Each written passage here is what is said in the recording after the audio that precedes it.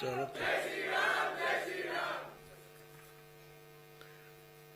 आज के इस सम्मेलन में, जिसमें प्रकोष्ठ, अगाड़ी, हमारे सेल सभी इसमें उपस्थित हैं, उसमें मंच पर विराजमान हमारे प्रदेश के उप मुख्यमंत्री, मेरे वरिष्ठ साथी श्री देवेंद्र फडणवीस जी, हमारे बहुत ही जुझारू और कर्मशील और संवेदनशील मुंबई के अध्यक्ष श्री आशीष शेलार जी, हमारे महाराष्ट्र के प्रदेश के अध्यक्ष चंद्रशेखर बावनकुले जी, हमारे राष्ट्रीय सह संगठन मंत्री श्री प्रकाश जी, हमारे राष्ट्रीय महामंत्री सीटी रवि जी, हमारे सह प्रभारी जयभान सिंह पवैया जी, हमारे मंगल प्रभात लोढ़ा जी, मंत्री जो महाराष्ट्र सरकार में हैं, श्री अमित सत्तम जी जो जुहू के विधायक हैं, हमारे लोकप्रिय सांसद और संसद में मेरे साथी श्री मनोज कोटक जी, हमारे प्रदीप करपे जी जो सोशल मीडिया के इंचार्ज हैं, श्रीमती भारती लवेकर जी जो विधायक हैं, विद्या ठाकुर जी, श्री अमरीश पटेल जी जिनके हम का प्रांगण में एक कार्यक्रम कर रहे हैं, जो विधान परिषद के सदस्य हैं, श्री संजय उपाध्याय जी महामंत्री मुंबई के, सम्मानित मंच, और यहाँ इतनी बड़ी संख्या में हमारे सभी अगाड़ी और हमारे मोर्चे और सेल के और प्रकोष्ठ के जिला स्तर के पदाधिकारी और कार्यकर्ता बंधु।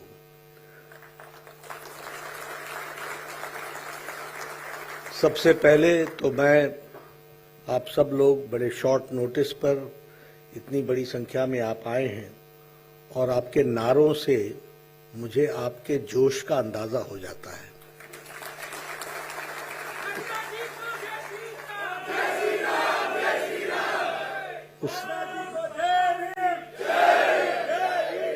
उससे मुझे पता चल जाता है कि आपके अंदर कितनी ऊर्जा है। इसलिए सबसे पहले तो आपको उस ऊर्जा के लिए आपको बहुत बहुत बधाई और शुभकामनाएं। दूसरी बात, मैं आशीष शेलार जी को और हमारे आयोजकों को बधाई देता हूं, जिन्होंने इतनी अच्छी एक सम्मेलन करके सारे विषय को रखने का प्रयास किया है। और तीसरी बात कि आशीष शेलार जी ने और देवेंद्र फडणवीस जी ने जो आप लोगों के जोश भरा है, उसमें मुझे कुछ ज़्यादा जोड़ने की ज़रूरत नहीं है कि उन्होंने बहुत डिटेल में आपके साथ सारे विषयों को रखा है और आपने उसको अच्छे तरीके से ग्राह्य भी किया है।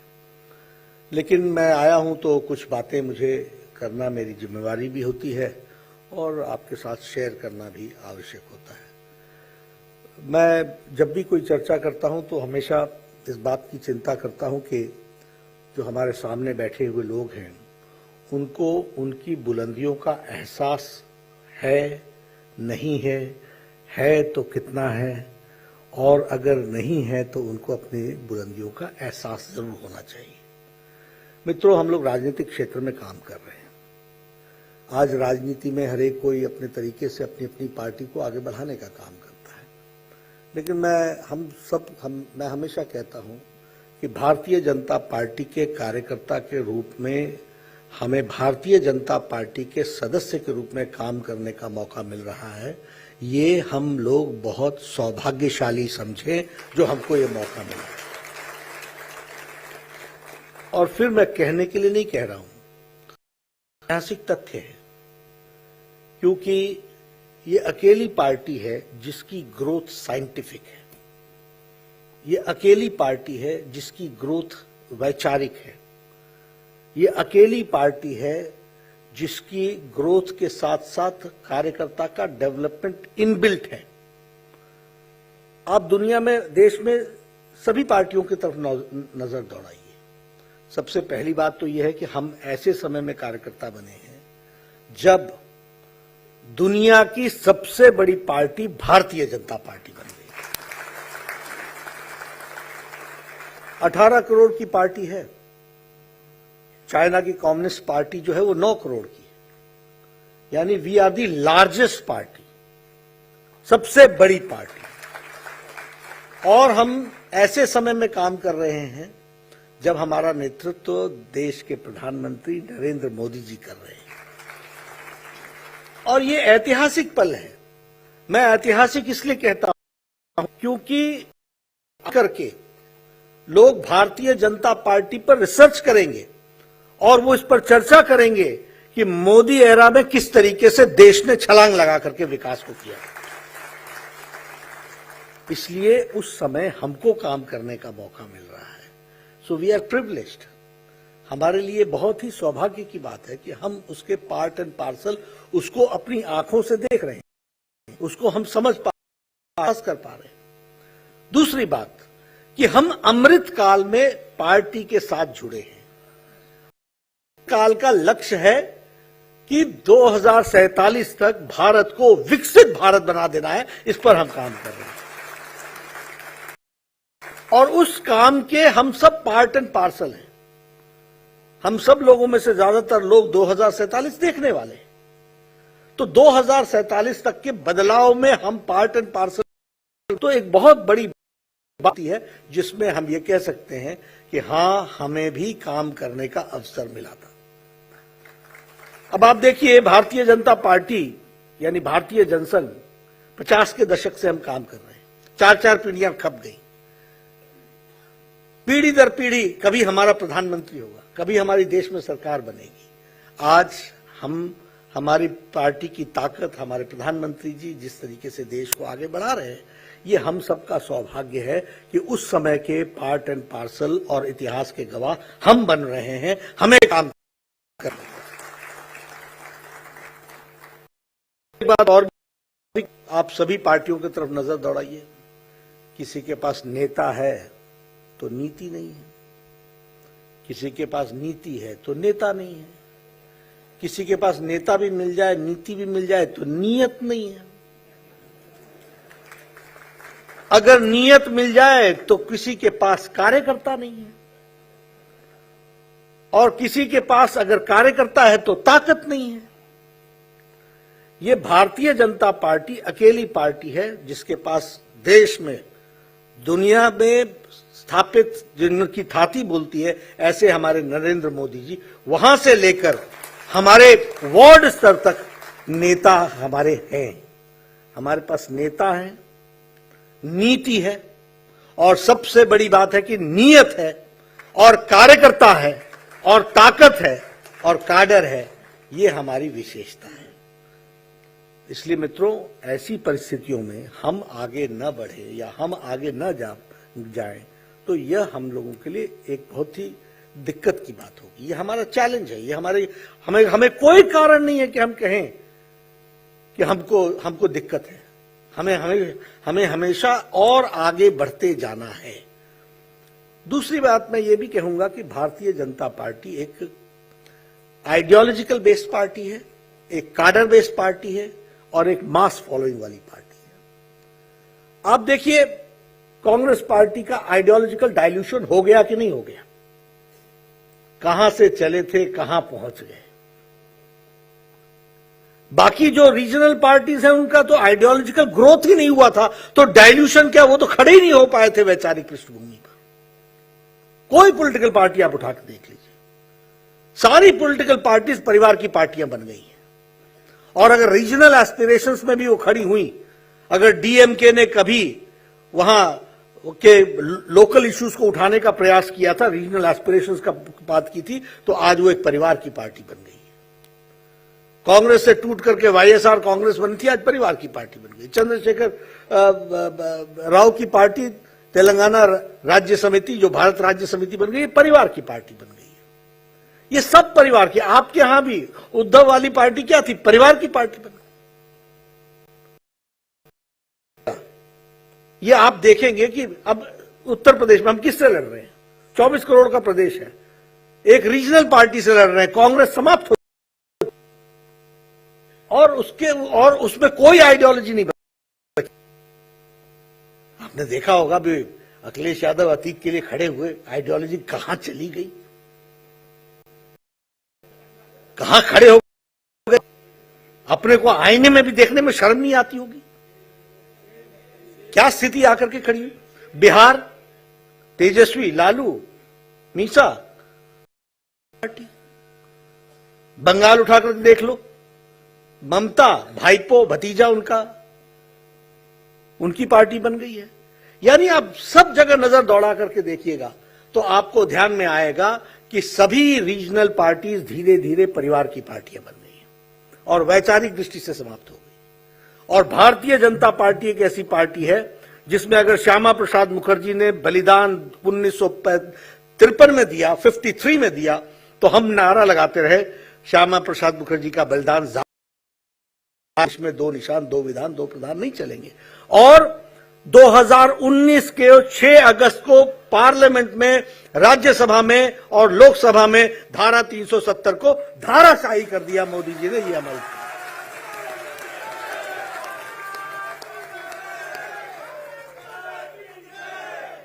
मोदी जी की इच्छा शक्ति और अमित शाह की रणनीति ने धारा 370 को धाराशाही कर दिया। कब? 1953 में। एक देश में 2 निशान, 2 विधान, 2 प्रधान नहीं चलेंगे।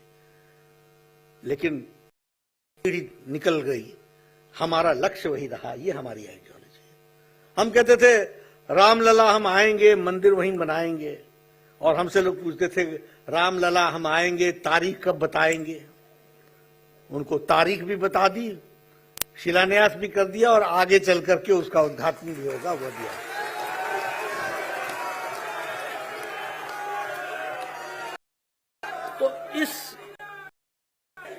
तो हम आइडियोलॉजिकल बेस्ड पार्टी है, हमारे विचारधारा को लेकर के चलने वाली पार्टी है। हमने हर मुद्दे को अपने ढंग से रखा है और स्ट्रैटेजी बदल सकती है, लेकिन हमारे उद्देश्य और हमारी नीयत और नीति वही रहेगी। ये हमको ध्यान रखना है। इसलिए हम आइडियोलॉजिकल बेस्ड पार्टी और कार्डर बेस्ड पार्टी तो हम बताते ही हैं कि 10-40,000 हमारा काम 8,40,000 बूथ में खड़ा है, और हम रुकने वाले नहीं हैं। हम आगे, आपने देखा होगा, प्रदेश अध्यक्ष जानते हैं, हर बैठक में मैं मॉनिटर करता हूं, और मुझे कोई बोलता मेरा कार्यक्रम हो गया तो मैं टैग भी डालो, लोकेशन भी डालो और फोटो अपलोड करो। सरल पोर्टल पर भी करो, सरल ऐप पर भी करो, और नमो ऐप पर भी करो। ये इस साइंटिफिक डिजिटल दुनिया में हमको बढ़ना आगे, तो हमको सारे डिजिटल हमको आगे बढ़ना है। लेकिन हम कार्डर बेस्ड पार्टी हैं और हम मास फॉलोइंग वाली पार्टी हैं। आज हमारे 303 लोकसभा में एमपी, 93 राज्यसभा में एमपी, 13,800 के आसपास, 1,385 हमारे एमएलए हैं, 100 से ज्यादा हमारे मेयर्स हैं, हजारों की संख्या में हमारे जिला, तो हम एक ब्लॉक समिति के सदस्य हैं, हमारे कॉर्पोरेटर्स हजारों की संख्या में हैं।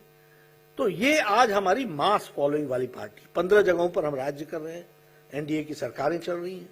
तो ये हमारे को समझना होगा कि भारतीय जनता पार्टी में काम करना ये हम सब के लिए सौभाग्य की बात है। इसलिए आप यहां अगर आए हैं तो आप समझिएगा कि आपके ऊपर ईश्वर की कृपा हुई। मैं आपको उदाहरण देता हूं, जब मैं स्टूडेंट था तो कॉलेज में हॉस्टल में हम रहते थे और कैंटीन में बैठते थे, तो हर एक का अपना अपना कल्चर होता है। तो कांग्रेस वाले, एनएसयूआई वाले जब भी आते थे तो सरकार की गर्मी में रहते थे, तो हमको कहते थे Nadda you are right man in the wrong party, गलत, कोई फ्यूचर नहीं है। आजकल मुझे पूछते हैं, मिलते हैं तो मैं पूछता हूं आजकल तुम कहां हो? क्यों? क्योंकि हम कुर्सी नहीं देख रहे थे, हम विचार देख रहे थे, और उस विचार के लिए लड़ने के लिए तैयार थे, इसलिए हम आगे बढ़े। हमारे कम्युनिस्ट भाई होते थे, उनको आदत थी सिगरेट पी करके गुलछर्रे छोड़ना, माओ, ये लेनिन, ऐसी बातें करते थे। आजकल मिलते हैं, मैं उनसे पूछता हूं कहां रह गए भाई? अरे आपको तो मालूम था, हम लोग तो यूनिवर्सिटी तक ही थे। यानी गलत विचारधारा के साथ जुड़ने के कारण, ऐसा नहीं था कि उनकी कोई इच्छा नहीं थी कि वो अच्छा काम करे, था, लेकिन पार्टी गलत चुन ली थी, जगह गलत चुन ली थी। इसलिए हम अगर भी आए हों, बाय आइडियोलॉजी भी आए हों, बाय एनी रीजन से आए हों, we are in the right party. इस बात को हमको समझ करके चलना। और आप सब लोग पूरी बढ़ाएंगे। अब देखिए, आज आपको फख्र के साथ आप कह सकते हो कि हम नेतृत्व में जो देश आज से 2014 में 10वीं अर्थव्यवस्था पे खड़ा था, आज वो 5वीं अर्थव्यवस्था बन गया है। और किसको हमने ओवरटेक किया है? ब्रिटेन को, जो उसने हमको 200 साल राज किया, आज हम ओवरटेक करके हम आगे बढ़ चुके हैं। और वहां का प्रधानमंत्री ऋषि सुनक क्या बोलता है? Time is not far when India will become the third largest economy in the world. ये वो बोल रहे हैं। 400 बोइंग के ऑर्डर भारत दे, एयरबस को और बोइंग को ऑर्डर दे। अमेरिका की इकोनॉमी में अमेरिका का प्रेसिडेंट बोले कि इसके चलते हमारे यहां इंप्लॉयमेंट आएगा। ऋषि सुनक ये बोले कि इंडिया सबसे बड़ी थर्ड लार्जेस्ट इकोनॉमी बन जाएगी। ये मोबाइल फोन हम लोग लेते हैं, 2014 में 92% of the mobile was from China and from other countries in India. Today India is manufacturing 97% of mobile and giving. Apple ने लग गया है, एप्पल सस्ता हो गया है। इसको हमको समझना पड़ेगा। हम बचपन में सुनते थे जापान की गाड़ी टोयोटा डैटसन सुनते थे ना सब लोग। आज जापान को पिछाड़ करके India is the third largest automobile industry market in the world. Japan से हम ओवरटेक कर गए। अगर हम स्टील की बात करें, चौथे से हम दूसरे नंबर पर आ गए। एक आर्थिक दृष्टि से आप देखिए, इसको कुछ डेवलप्ड कंट्रीज और डेवलपिंग कंट्रीज में रशिया का इन्फ्लेशन रेट 11.8% है। इन्फ्लेशन रेट इटली का 10% है, यूनाइटेड किंगडम का 10.1% है, ऑस्ट्रेलिया का 7.8% है और इंडिया 6.5 पर खड़ा है। दुनिया में मंदी आई है कोरोना के और यूक्रेन की बाहर सप्लाई चेन पर पड़ी है, लेकिन यह स्थिति है। जीडीपी की बात कीजिए, चाइना की जीडीपी ग्रोथ जो है वो 3.2% है, फ्रांस की 2.5% है, जर्मनी की 1.5% है, यूनाइटेड किंगडम की 3.6% है, यूनाइटेड स्टेट्स ऑफ अमेरिका की 1.6% है, इंडिया की 6.8% ग्रोथ रेट। यानी जब सारी इकोनॉमी लड़खड़ा रही है तो इंडिया मोदी जी के नेतृत्व में स्टेबल होकर के आगे बढ़ रहा है। अब ये परसेंटेज मैं कहां कांग्रेसी भाइयों को समझाऊं, जिनको ये समझ में नहीं आएगा। It is so difficult. भाई हम किसी के कुछ दृष्टि दे सकते हैं, विजन थोड़ी ना दे सकते। उसकी दृष्टि सुधार सकते हैं, विजन तो उसका ही होगा। जिसने देखना ही नहीं तो मैं क्या करूं। कुछ बातें सुन ली हैं, उसको लेकर के बढ़ते रहते हैं। हमारे यहां मोदी जी हर एक महीने मेला कर रहे हैं और रोजगार दे रहे हैं और उसके अवसर प्रदान कर रहे हैं। आफ्टर ऑल ये इंडियन क्या हुआ, सब लोगों ने कोरोना में फ्री बीज बांटे। मोदी जी ने यही पैसा गरीबी को समाप्त करने के लिए प्रधानमंत्री गरीब कल्याण अन्न योजना में लगाया, एग्रीकल्चर सेक्टर में 1 लाख करोड़ रुपए लगाया, एमएसएमई सेक्टर में इन्वेस्ट किया और सबसे ज्यादा 10 लाख करोड़ रुपए इंफ्रास्ट्रक्चर पर लगाया, जिसने भारत की इकोनॉमी को, अगर सड़क बनती है तो इकोनॉमी बढ़ती है, अगर इंफ्रास्ट्रक्चर में कनेक्टिविटी बढ़ती है तो इकोनॉमी बढ़ती है। प्रदेश के प्रदेश की रेलवे लाइंस को इलेक्ट्रीफाई किया जा रहा है, तीव्र गति से काम हो रहा है। अब 3 वंदे भारत और 3 साल के अंदर 300 ट्रेनें चलने वाली हैं। हर 15 दिन तो एक नई ट्रेन चल रही है। कल प्रधानमंत्री जी पुरी में श्री गणेश करने वाले हैं एक ट्रेन का। हर 10-15 दिन में किसी न किसी उसका ट्रेन वंदे भारत। और वंदे भारत में मैं चाहूंगा कि आप लोग कभी सफर कीजिए, आपको नए भारत का आपको नजर आएगा कि आज भारत की ट्रेन्स कैसी हो गई। चीजें हमको समझने की हैं, जानने की है और इनको लोगों के सामने रखने की है। अब आत्मनिर्भर भारत की बात करेंगे, अगर डिफेंस में एक्सपोर्ट्स में हम 16,000 करोड़, डिफेंस एक्सपोर्ट्स में 16,000 करोड़ हम अब एक्सपोर्ट कर रहे हैं, यानी अब हम दुनिया को दे रहे हैं। और भारत का इंपोर्ट जो है वह लगभग 11% ड्रॉप हुआ है। यानी हम लेना कम कर रहे हैं और देना बढ़ा रहे हैं और दुनिया को हम दे रहे हैं, ये स्थिति आकर के खड़ी हो गई। नहीं तो भारत किस लिए जाना जाता था? ये स्कैम, वो स्कैम, ये डील, वो डील, मतलब इक्विपमेंट खरीदना मतलब स्कैम, यही भारत जानता था।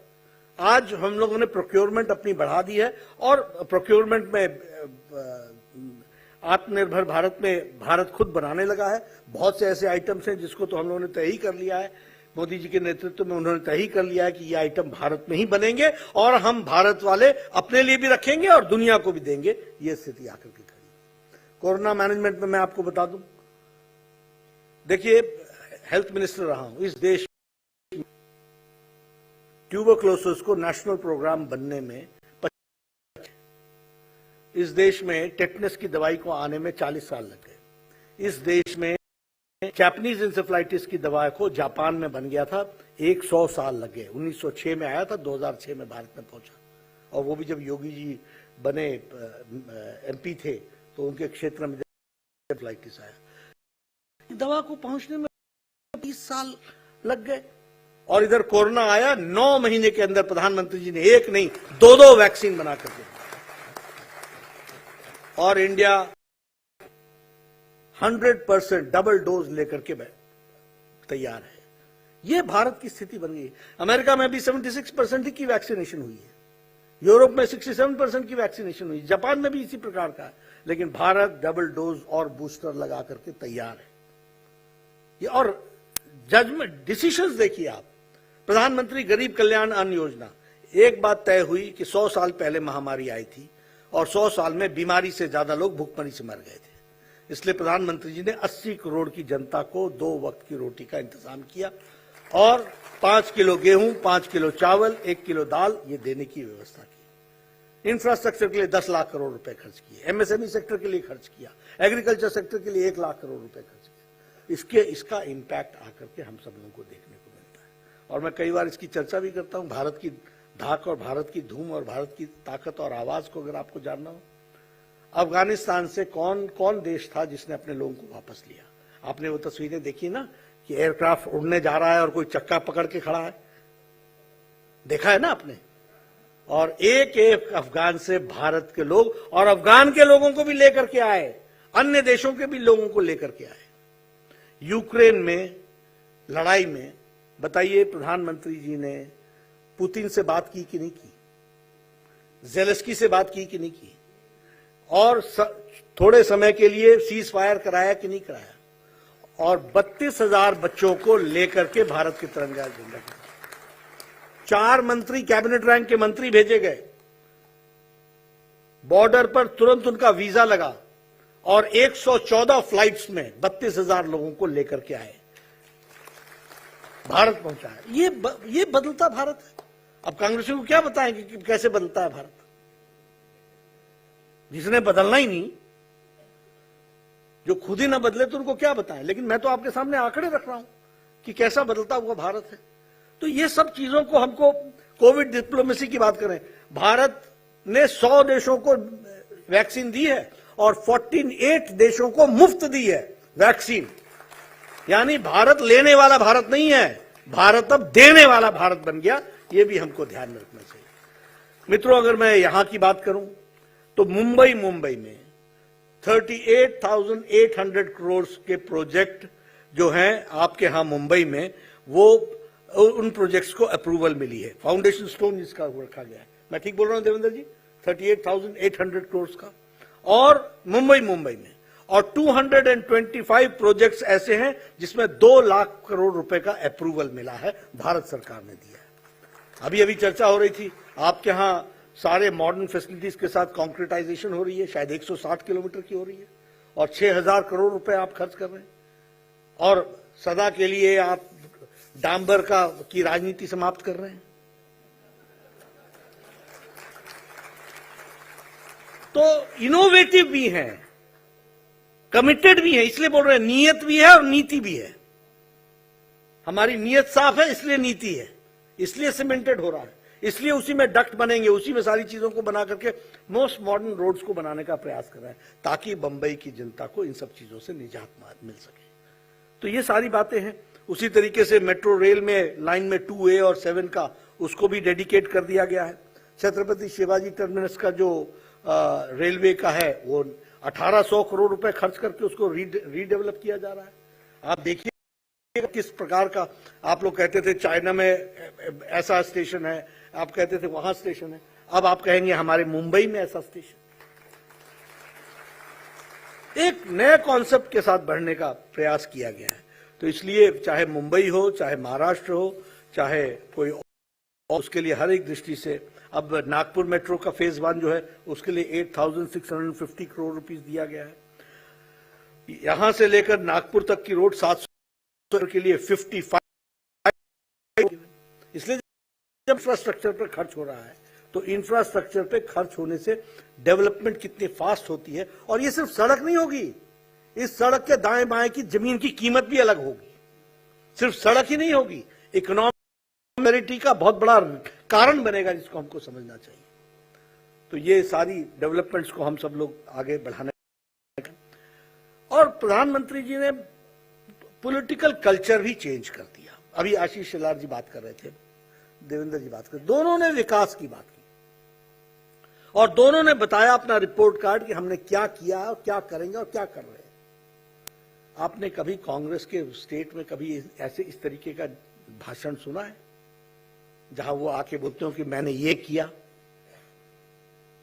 डिविजिव पॉलिटिक्स, लोगों को डिवाइड करना और डिवीजन में वोट बैंक की पॉलिटिक्स, यही वो करते रहे।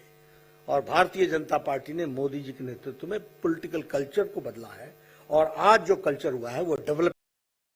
उन्होंने परिवारवाद को चुना है, हमने विकासवाद को चुना है। और विकासवाद में भी सबका साथ, सबका विकास, सबका विश्वास, सबका प्रयास। और गांव, गरीब, वंचित, पीड़ित, शोषित, दलित, युवा, महिला, किसान, इनकी चिंता की है। अभी किसान की दृष्टि से देखा जाए अगर, तो प्रधानमंत्री किसान सम्मान निधि 10 करोड़ 74 लाख लोगों को 2-2 हजार रुपए हर चौथे महीने हम दे रहे हैं, 6,000 रुपए दे रहे हैं। और देवेंद्र जी उसमें और जोड़ रहे हैं और वो 6,000 वो दे रहे हैं नमो किसान सम्मान निधि की दृष्टि से, तो 12,000 उनको मिल रहा है। और कैसे मिल रहा है? डिजिटली मिल रहा है। मुझे याद है 11वीं किस्त प्रधानमंत्री जी ने शिमला के रिज मैदान से दी। उन्होंने एक बटन दबाया और 15 सेकेंड्स के अंदर 10 करोड़ 84 लाख किसानों के खाते में 2-2 हजार रुपए पहुंच गए। दिस इज चेंजिंग इंडिया, जिसको हमको समझना चाहिए। इसलिए पॉलिटिकल कल्चर को भी बदलने का प्रयास हुआ है और बजट की दृष्टि से भी सारी चीजों को आगे बढ़ाने का प्रयास हुआ है। मित्रों, मैं आपसे एक निवेदन जरूर करूंगा और वो ये कि हम फ्रंटल ऑर्गेनाइजेशन है। हम फ्रंटल ऑर्गेनाइजेशन जो होता है ना, वो आर्मी का इन्फेंट्री होती है, आप समझ रहे हैं, जो सबसे आगे चलती है। तो उसका काम होता है कि टारगेट सेट करना, कहां हिट करना है, कौन सी जगह नमी है, कौन सी जगह कमी है, किसको किस जगह पर देखना है और नए लोगों को अपने साथ जोड़ना है। ये फ्रंटल ऑर्गेनाइजेशन का काम होता है। इसके लिए हमको 2 ध्यान में रखना है। हमारा यूनिफॉर्म ग्रोथ हो, यानी अगर ओबीसी मोर्चा है तो कोई एक ही जाति का उसमें ओबीसी में तो नहीं डेवलप हो रहा है, सभी जातियों में डेवलप हो रहा है कि नहीं हो रहा है। अगर माइनॉरिटी मोर्चा है तो सभी माइनॉरिटीज में हमारा काम पहुंचा है कि नहीं पहुंचा है। अगर युवा मोर्चा है तो युवा मोर्चा में सभी कास्ट के बैकग्राउंड के युवा जुड़ रहे हैं कि नहीं जुड़ रहे हैं। अगर महिला मोर्चा है तो सभी लोग, महिलाएं जुड़ रही हैं कि नहीं जुड़ रही है, गृहिणी जुड़ रही है कि नहीं जुड़ रही है, वर्किंग लेडीज जुड़ रही है कि नहीं जुड़ रही है, पढ़ी लिखी जुड़ रही है कि नहीं जुड़ रही है, और उसमें यूथ जुड़ रहा है कि नहीं जुड़ रहा है, क्योंकि हमको फ्यूचर देख करके चलना है। और तीसरी बात, हमको डुप्लीकेशन से बचना है। मैं जब युवा मोर्चा का राष्ट्रीय अध्यक्ष था तो क्या होता था, हाँ बहुत अच्छी संख्या हो गई। अब क्या होना, हमारे जिला अध्यक्ष ने भी वो नंबर जोड़ लेना और हमारे युवा मोर्चा ने भी वो नंबर जोड़ लेना। तो मैंने कहना, ये तो तुम लोग वो हुए, 2 भाई गए थे दुकानदारी करने के लिए, तो उन्होंने कहा कि हम पानी बेचेंगे। तो कहा ठीक है, तो कैसे, एक 4 आने में 1 गिलास पानी पिलाएंगे। तो कोई ग्राहक आया नहीं, तो एक भाई ने बोला, ले चवन्नी पकड़, 1 गिलास मेरे को दे दे। थोड़ी देर बाद उसने कहा मेरे को ये ले चवन्नी, अब तू मैं के गिलास पानी पी लेता। दोपहर तक पानी समाप्त हो गया, चवन्नी वहीं की वहीं रही। आप समझ गए मेरी बात? तो कहीं हम ऐसा ना करें कि जिसको देवेंद्र जी बोल रहे हैं कि मैंने जोड़ा, उसको मैं भी बोलता रहूं मैंने जोड़ा, और वो जुड़ा का जुड़ा रह जाए वहीं। हमको इसमें क्वांटिफाई करना है, और आप लोग इस बात को तय करो किन लोगों को आए, कैसे हम लेकर के आए। पिछली बार की बैठक में अगर 10 आए थे तो इस बार 20 आए कि नहीं आए, प्रयास हुआ कि नहीं हुआ, और क्वांटिफाई करो। देखो politics is a game of numbers. हमारी दिक्कत क्या होती है वो भी मैं आपको बता दूं। हमारी पार्टी इतनी बड़ी हो गई है कि हम इन हाउस ही, हमारे यहां सब अरेंजमेंट है। आप बोलोगे राष्ट्रीय अध्यक्ष आ रहा है, 10,000 की भीड़ चाहिए, ठीक है जी, सूचना दे देते हैं, बूथ तक की सूचना दे देंगे, आज हो जाएगा 10,000। आप बोलोगे नहीं नहीं नहीं नहीं 20,000 चाहिए, 25,000 चाहिए, वो कोई बात नहीं जी, हम बूथ समिति को बुला लेंगे। हमारा अरेंजमेंट ही अपने घर में इतना है। मैं एक जगह बूथ अध्यक्षों का सम्मेलन में गया गोरखपुर में, वो गोरखपुर संभाग का था, 26,000 लोग थे बूथ अध्यक्ष वो लगा करके। अब मैं कहूं कि ये सम्मेलन है कि जनसभा है, मुझे समझ में ही नहीं आ रहा है। तो हमारी पार्टी इतनी बड़ी हो गई है कि विद इन पार्टी हमारे यहां सब चीजों का अरेंजमेंट है, इसलिए भ्रम की गुंजाइश। इसलिए आपको यह ध्यान में रखना पड़ेगा कि मैं नए लोग लाया कि नहीं मैं लाया, जुड़े कि नहीं जुड़े, और आगे बढ़े कि नहीं बढ़े। पन्ना प्रमुख हो गया तो पन्ना समिति बनी कि नहीं बनी, और परिवारों को जोड़ा कि नहीं जोड़ा। एक तो ये हमको चिंता करनी चाहिए। दूसरा, मैंने अभी पन्ना प्रमुखों की बैठक में भी कहा, वो आपसे भी मैं शेयर करता हूं, आर्ट ऑफ कम्युनिकेशन सीखिए। क्या होता है, सामने वाला किसी और धुन में है और हम कोई और राग अलाप रहे हैं, लगे भी हुए हैं, वो अपनी धुन गा रहा है, आप अपनी धुन गा रहे हैं। वो कह रहा है मेरी नाली खराब है, इसके बारे में सोचिए। आप कह रहे हैं कि देखिए देवेंद्र फडणवीस जी ने ये कर दिया। अब ये क्या है, वो बेचारा तानसेन बजा रहा था, वो तान बजा रहा था, आपने पता नहीं छेड़ दिया। तो आप उसको गली की नाली से पकड़ो और वहां से धीरे धीरे धीरे धीरे करते प्रदेश तक लाओ। This is art of communication. अगर आर्ट ऑफ कम्युनिकेशन नहीं आता है तो आप नेता नहीं बनेंगे, आप आस्था नहीं पैदा कर सकेंगे। हमारे कई लोग होते हैं, आते हुए चलते हैं, जाएंगे, एक पैम्फलेट में खुद पढ़ा नहीं है पैम्फलेट, ये पकड़ो, ये पकड़ो, ये पकड़ो, ये लो। सामने वाला देख लेता है, यार खुद तो पढ़ा नहीं, हमको बोल रहा है। तो आपको, और आप देखिए अब बहुत सी चीजें हैं, आंख से आंख मिलाकर के बात करना सीखिए। कई लोग हैं बातचीत टेलीविजन देख, हाँ बोलो क्या बात थी, हाँ बोलो क्या बात थी, तो हम बोलते बाद में बात कर लेंगे। That means the art of communication is missing. तो आप समय भी लगा रहे हो, तो चाय पी के जाते, अरे टाइम का बोलना था। अब आप समझ, देखिए आदमी बहुत तेज होता है, वो सामने वाला समझ लेता है। पानी पियोगे, अरे रखो ना भाई, कौन सी चीज है, पानी एक ऐसी चीज है, रखो ना। आप पूछोगे तभी दोगे आप। और चले हो नेता बनने, एक गिलास तो समझ में नहीं आ रहा है तुमको कि सामने वाले को गिलास पर कैसे प्रभावित करना है। बातें बहुत छोटी हैं, लेकिन आप समय भी लगा रहे हो, लेकिन कम्युनिकेशन चैनल वीक है। इसलिए आप कोशिश करोगे, हाथ नहीं आएगा। लेकिन आप जाइए किसी के पास और सुने कैसे हैं आप, कैसे हैं, उनसे बातचीत शुरू कीजिए। कहां से वो शुरू करता है वहां से उसको शुरू करने दो, पता तो करो सामने वाला चाहता क्या है, फिर उसके बाद वहां से जब आप बढ़ाते हो। इसलिए कम्युनिकेशन। दूसरी बात, हर एक के लिए आपके पास पैकेज होना चाहिए। मिडिल इनकम ग्रुप के साथ बात कर रहे हो तो मिडिल इनकम ग्रुप में मोदी जी ने क्या किया। अगर आप एस्पिरेशनल व्यक्ति के साथ बात कर रहे हो तो एस्पिरेशनल के लिए हमारे देवेंद्र जी ने क्या किया। अगर आप एकदम marginal section of the society के साथ बात कर रहे हो तो उसके लिए हमने क्या किया, और वो बोलना तब है जब उसके मन में भूख या जिज्ञासा जागे। अपने से हमारे लोग क्या होते हैं, एंटीबायोटिक इंजेक्शन एक इंजेक्शन रखे दे ठोक, माने ना माने उसको जरूरत है ना है। सामने वाला पढ़ा लिखा है यार, तुमसे ज्यादा जानता है, दिन में ज्यादा टीवी देख, उसके पास ज्यादा इंफॉर्मेशन है, और तुम अपना इंजेक्शन लेके चले वो। कम्युनिकेशन में सामने वाले की जरूरत क्या है और उसके अनुसार उसकी दवाई दो, तब। इसलिए टॉकिंग पॉइंट्स हमारे पास रेडी होना चाहिए। कौन सा चैप्टर किसके लिए है, जो जिसके लिए चैप्टर है, यूथ है, वो आपको शुरू इस तरीके से कहा, you don't know, life is something else.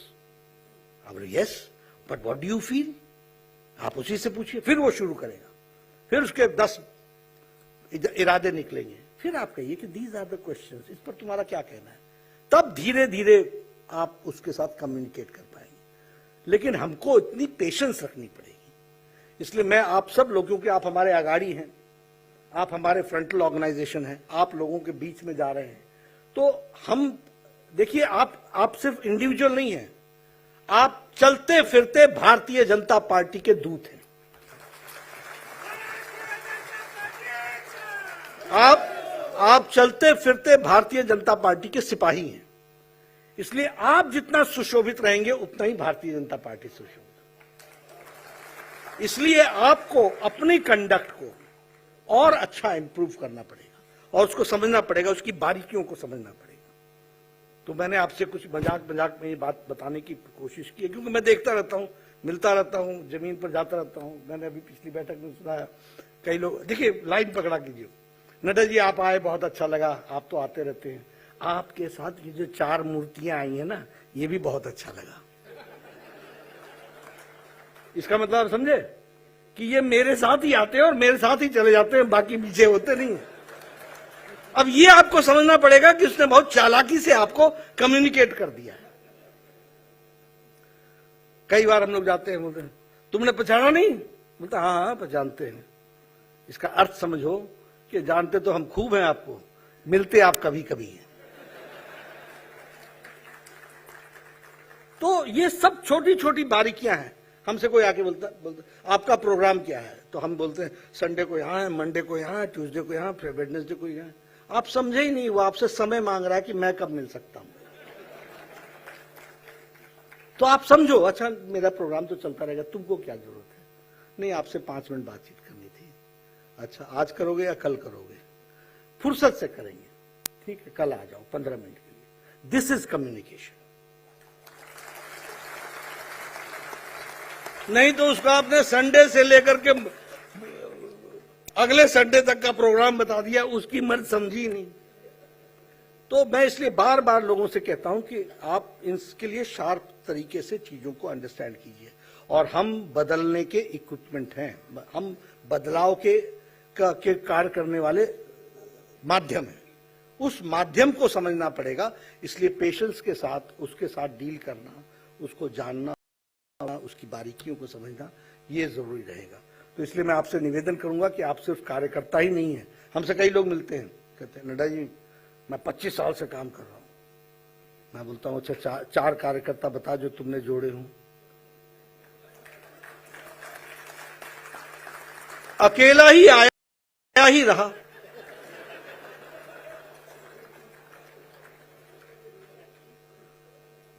ये हमको समझना पड़ेगा। देखिए पॉलिटिक्स में हमको, पॉलिटिकल पार्टी के लिए काम कर रहे हो तो हमारा कंट्रीब्यूशन क्या है, what is our contribution, that has to be understood and it has to be always assessed. आपको हमेशा देखना पड़ेगा कि 2000 तक पहुंचे थे, 2000 हमको कितना जोड़ना है और उसके लिए कैसे जोड़ेंगे। ये जब आप आर्ट सीख लेंगे तो भारतीय जनता पार्टी के लिए आप अच्छे उपकरण बनेंगे और माध्यम बनेंगे, ऐसा मेरा कहना है। इस पर भी जरा आप ध्यान देंगे तो अच्छा रहेगा। आपने मेरी बात सुनी, बहुत बहुत धन्यवाद। एबीपी माझा, उघडा डोळे बघा नीट।